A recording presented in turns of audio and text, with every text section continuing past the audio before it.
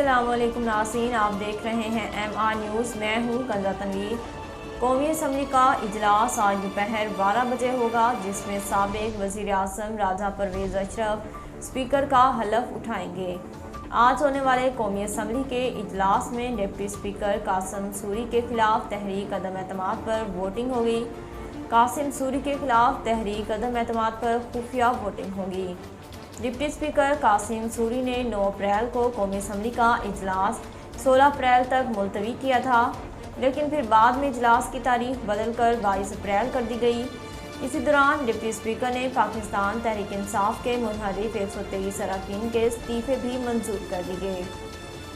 پنجاب میں نئے وزیر اعلیٰ کے چناؤ کے لیے اہم اجلاس آج ہوگا، جس کے لیے سیکیورٹی کے فل پروف انتظامات کیے گئے ہیں۔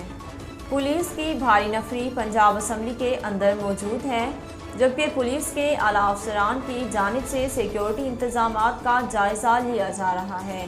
اس کے علاوہ اسمبلی کے باہر رینجرز اہلکار گشت کر رہے ہیں، جبکہ خواتین پولیس اہلکاروں کی بڑی تعداد پنجاب اسمبلی کے احاطے میں موجود ہے۔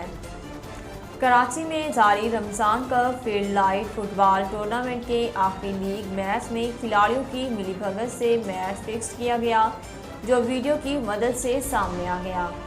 نیشنل شاہین اور بابل اسپورٹس کے درمیان کھیلا گیا میچ فکس ثابت ہوا۔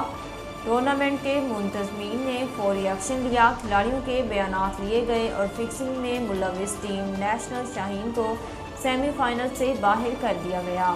ٹورنامنٹ کے سیکرٹری ناصر اسماعیل کا کہنا تھا کہ بابل اسپورٹس پہلے ہی ٹورنامنٹ سے باہر تھی۔ میچ فکسنگ میں دونوں ٹیموں کے کھلاڑی ملوث تھے۔ دوسری جانب میچ میں شریک بابل اسپورٹس کلب نے بھی اپنے کھلاڑیوں کے خلاف ایکشن لیتے ہوئے کھلاڑیوں پر 4 ماہ کی پابندی عائد کر دی۔ افغان سرحدی فورسز کی جانب سے چترال میں پاکستانی فوجی چوکیوں پر بلا اشتعال گولہ باری اور فائرنگ کی گئی۔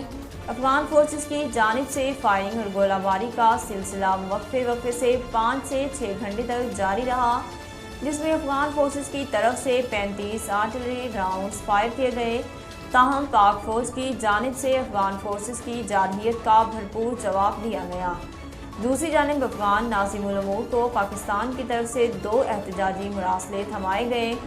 پہلا مراسلہ 14 اپریل کو چترال میں پاکستانی فوجی چوکیوں پر بلا اشتعال توپ گولہ باری پر دیا گیا، جبکہ دوسرا مراسلہ دہشت گردوں کو پاکستان کے خلاف افغان سرزمین کے استعمال پر دیا گیا۔ ناظرین، اب تک کے لیے اتنا ہی۔ مزید خبروں اور اپڈیٹ کے لیے دیکھتے رہیے MR نیوز۔